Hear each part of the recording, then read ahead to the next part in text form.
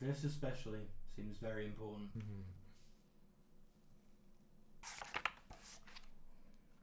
Well, I think I'm just about up to date with 9th edition rules. That's a good feeling. I could play the game now. If I had someone to play with. Still, I'm sure that now that that information's in my brain, it'll be very useful for a very long time. It certainly helped kill some time, at least, off this sentence. You know, so many hours in a day, really, when you've got nothing to do. You could paint those miniatures you built. Nothing to do.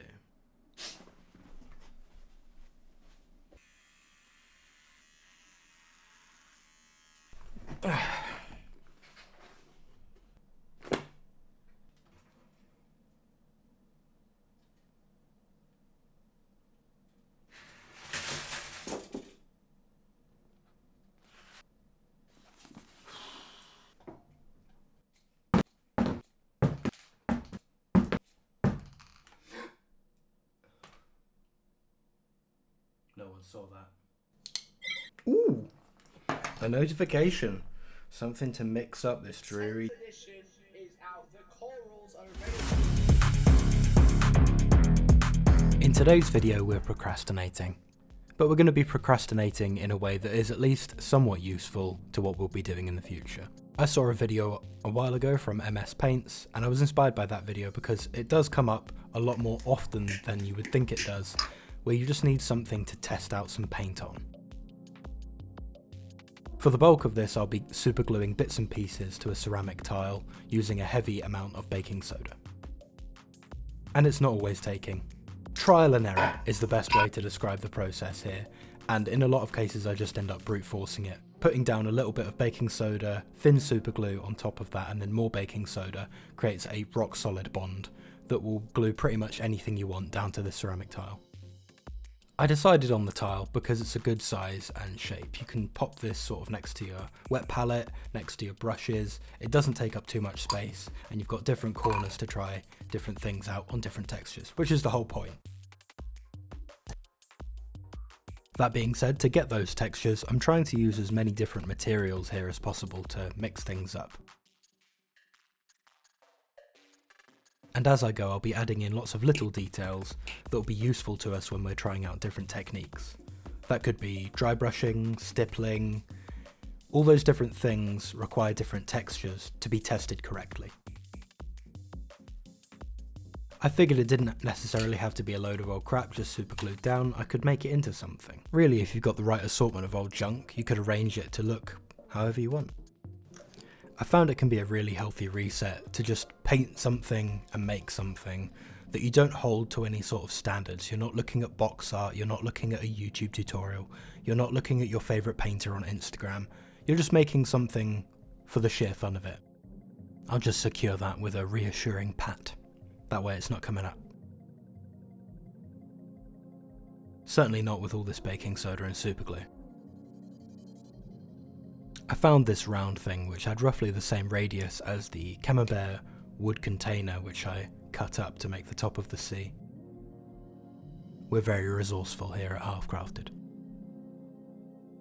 And then I just needed a little something to block in the top there. Ah, that's nice. I didn't even mark that line. Some plastics will require a little bit of sanding to rough up the exterior, and some score lines can help as well to make sure it adheres a bit better to the surface.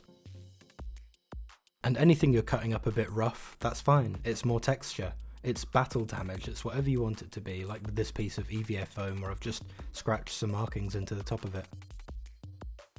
Sort of trying to make that look like a little generator, I suppose, with a bit of wire and stuff.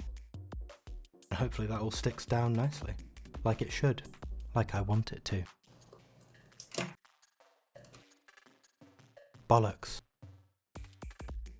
Obviously my fault there for not going heavy enough with the superglue and the baking soda, so we're going for the nuclear option and just concreting it down. Building up a bit more definition in the shapes that we've got here now, having a little bit of fun. Excuse me. Pardon me. Excuse you. Oh, Shush you lot. be a dick about it. Bloody hate it when they natter between them. Filthy povos. I suppose if this does have any aesthetic style or theme at all, it would be a sort of industrial look. Got this nice plastic gridding, which I think came off a bit of a toy. It was an absolute bastard to cut down, but it looks nice. I think I used a bit of string there, or a hairband to sort of mimic a cable. Can never have too many skulls. Some little bits of textured plastic to look like sheet metal. And, what are they called? Cocktail stick. A cocktail stick cut in half for some little spiky bits. A couple more bits of foam stuck into different areas. Lots of little chunks of cork glued onto the base with PVA, and then I've just scattered it all with rocks. Probably too much here. But it evened out, and I've chucked over a spray prime and it's all come together. I've already used this so much to test out different shades over metal, skin tones, rust effects, as you can see here. I wanted to see if I could mimic a good rust effect, just being very lazy with it, and it looks surprisingly good by the end.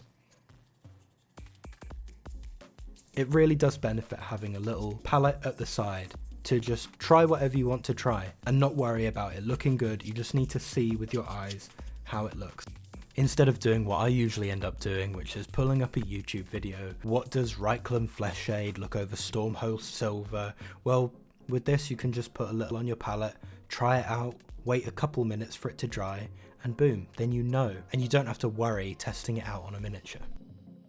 It's never going to equate, of course, to actually painting a miniature. You're never going to have exactly the right surfaces, exactly the right angles that you want to see, but it does help you give an impression in your mind of what you're trying to create.